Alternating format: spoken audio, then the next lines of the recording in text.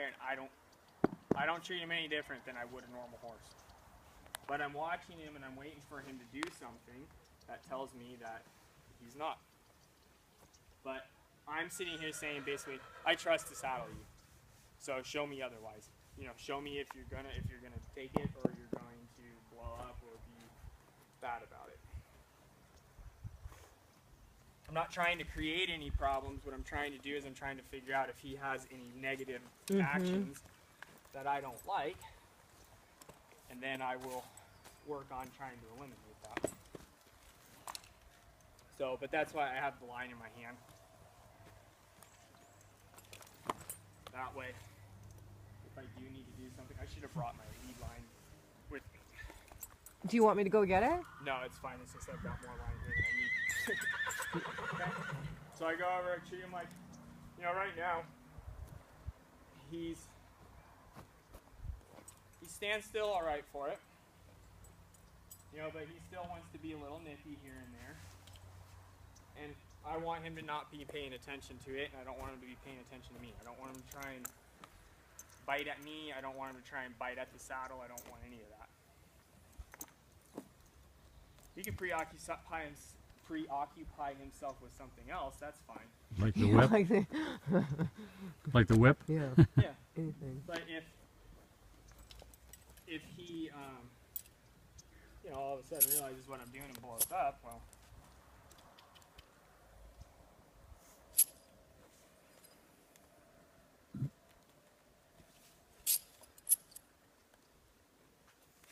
Like I said, just treat him like an old horse. He's a little bad about the cinching right there. He showed me right there that he didn't like it.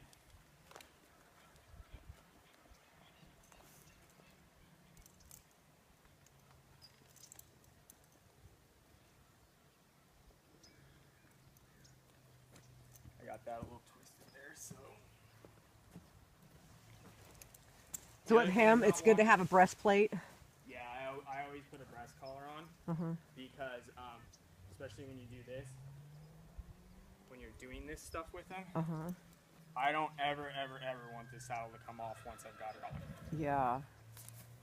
So I don't use rear cinches, but. Oh no, that would be bucking strap, huh? Yeah. Not necessarily. Really? Oh yeah, I used to have one for show. You had to have it, you know, yeah, loose. Yeah.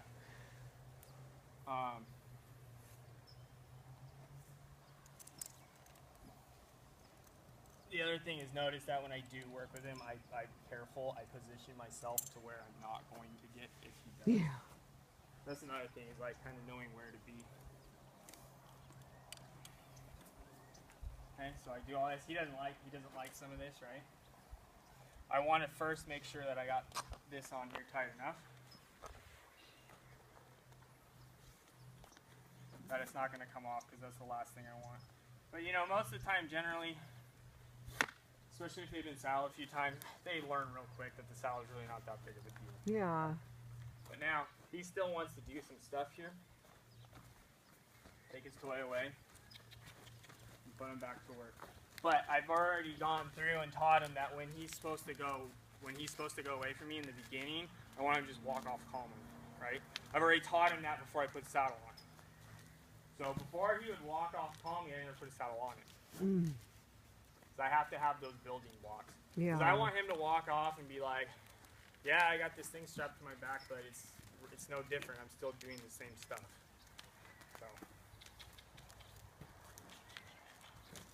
So then we go through all the same drills. I'll try and just abbreviate it here for time. Well, you saw the video of him with the saddle that I showed you on Facebook's? Yeah. Yeah. The problem that I have with that, or not the problem, but the way I use things differently, I always want to have some form of Exactly. something. He was free, yeah. Yeah, I want to have something, Yeah. so if he does Control. an action that I don't like, I have at least something to try and replace that action with something different. Exactly, yeah. Even Leslie said that too, to do that.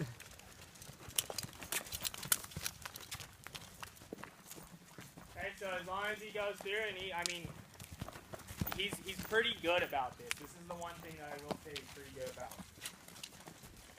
Is being saddled. He doesn't really offer to buck it off or do anything like that. Yeah.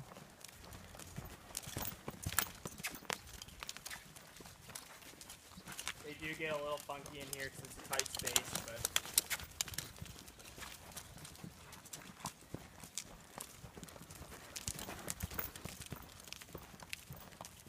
whoa. Yeah, it's the same thing. Everything's the same. He does like the face off though, huh? Like stand and look at you. Well, that's okay if he Yeah. does that. If he faces you off, but what's not okay is if you move to the other side and he doesn't respect that. Yeah. Or if he stands at you and starts making aggressive gestures, such as pawing, striking, or flipping his head at you or doing whatever, he needs to stand there and watch for you, because when you have a lunge line, he has to be kind of looking at you, but you always want to be off to one side or the other. You never should be straight on with them in case they do come forward. But you want to be in one eye or the other. So, but when he's there, it's kind of that display of, okay, I'm here, I'm listening, like, what do you want me to do now?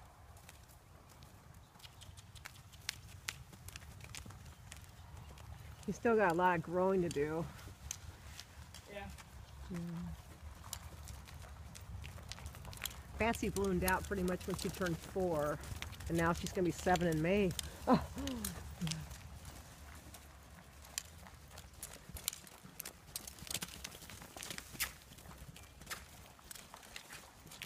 You know, and by this time, you know, he's also starting to get a little more out, you know. Yeah. That's the thing, like I said, you have to remember he is still a baby, so we gotta kind of know when to quit. He's starting to get to that point where he's just like, enough's enough. Yeah. But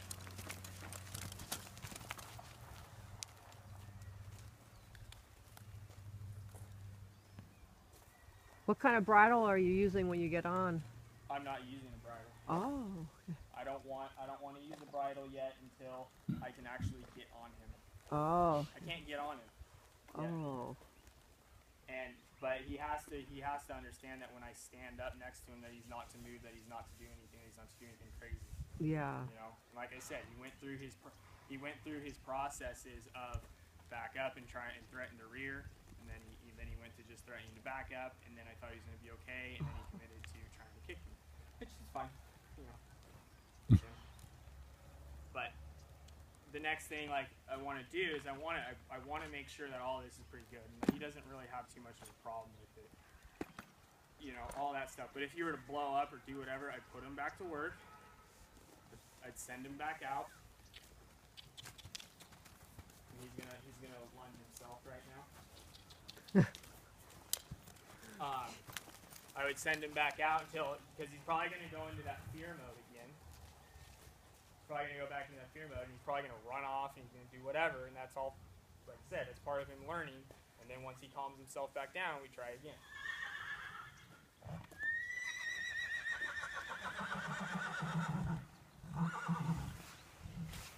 So, and this is the final step of what I've done with him. Okay, let's see. What I tried to get done with him is he wants to move around a lot. He knows that I'm going to try and get on him. See how he's just like, yeah. He wants to avoid it, okay? So until I can stand here and act like I'm going to get on him, and he stops moving, I can't go to the next step, right? So if I don't like the way he's facing, it's fine. Put him somewhere else.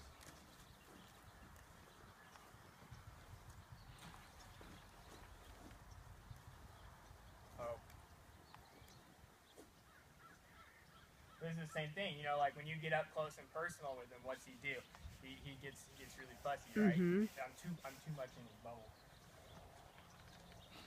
So when I go and I put my legs, see, this is one thing I'm fairly capable of this, but I always mount facing the rear. That way, if he does kick me, he's not going to kick me. So he has to stand here like this, and he has to accept me doing all of this without moving. And each time I ask for a little bit more, and he moves. Now he's not very comfortable with the situation. Okay? So I'm progressively getting myself on. I wish we didn't have that the training break, because I was stood on him. Leslie even sat on him. But that 4-month break of him getting loose and doing whatever he wanted for 4 months Yeah, and having that other wrecked person it.